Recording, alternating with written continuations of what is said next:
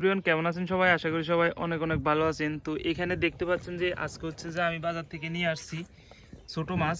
এই যে দেখেন ইসা মাছ, তারপরে উলুয়া মাছ, তারপরে হোয়া মাছ, হ্যাঁ এভরিথিং অনেক মাছ একসাথেই। তো আজকে হচ্ছে যে এগুলো রান্না করে আপনাদেরকে দেখাবো গ্রামীণ পদ্ধতিতে। তো আসলে এই মাছগুলো রান্নার কয়েকটা সিস্টেম আছে, যদি সিস্টেম অনুযায়ী রান্না করতে পারেন খেতে অনেক ভালো লাগবে। তো এই যে দেখেন এগুলো হচ্ছে যে উলুয়া মাছ, আর হচ্ছে যে নিচে দেখেন এই যে দেখেন এগুলো হচ্ছে যে হোয়া মাছের ছা, মানে হোয়া মাছ ছোটোগুলো আর কি। তো এগুলো হচ্ছে যে এক্সট্রাভাবে রান্না করা হবে। তো এগুলো মূলত হচ্ছে যে রান্নার কয়েকটা সিস্টেম আছে, ওই সিস্টেমে যদি রান্ধেন বা ওই পদ্ধতিতে যদি রান্ধেন খেতে খুব ভালো লাগবে। আচ্ছা স্যার ছোটো গুণ দিলে না খাইতে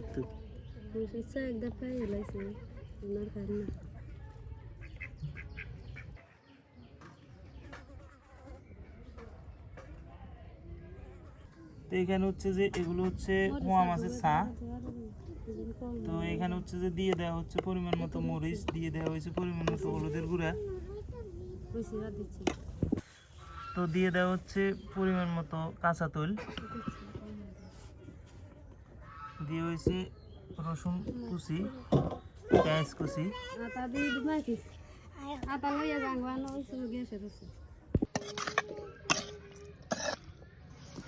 তো সবগুলো ভালোভাবে মিক্স করে নিতেছি।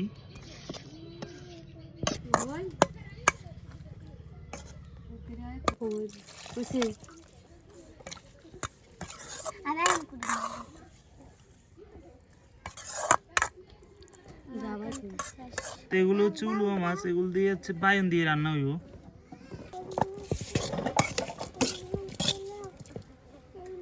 কাঁচা তেল,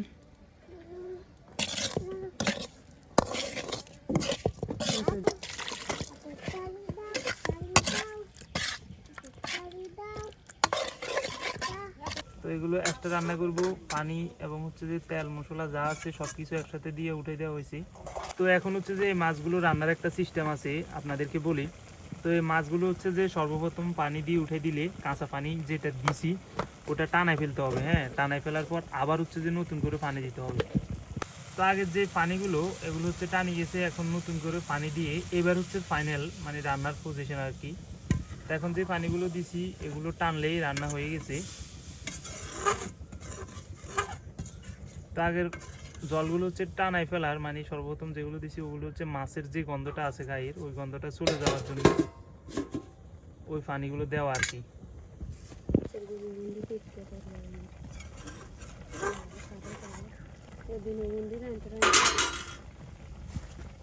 কত সুন্দর একটা কালার আসছে। এগুলো হচ্ছে উলুয়া মাছ। তো এই উলুয়া মাছ দিয়ে হচ্ছে যে বেগুন দিয়ে রান্না হইব। তো এখন উলুয়া মাছগুলো হচ্ছে যে ভালোভাবে কষায় নিয়ে নিতেছি আর কি। তো হালকা পরিমাণ কষায় নেওয়ার পর এরপর হচ্ছে যে বেগুনগুলো দিয়ে দিব। তো এখানে তরকারি রান্নার মতো পরিমাণ মতো পানি দেওয়া হইতেছে। তো যখন হচ্ছে যে জল যখন উতরে আসবে তো এরপর হচ্ছে যে বেগুনগুলো দিয়ে দেওয়া হবে।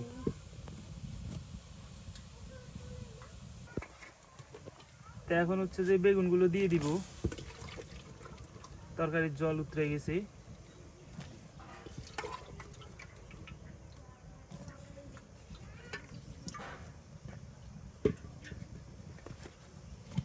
এই যে দেখেন বেগুনের তরকারিগুলো কত সুন্দর হয়ে গেছে, কত সুন্দর হয়েছে রান্না, অস্থির একটা ফ্লেভার বার হইতেছে।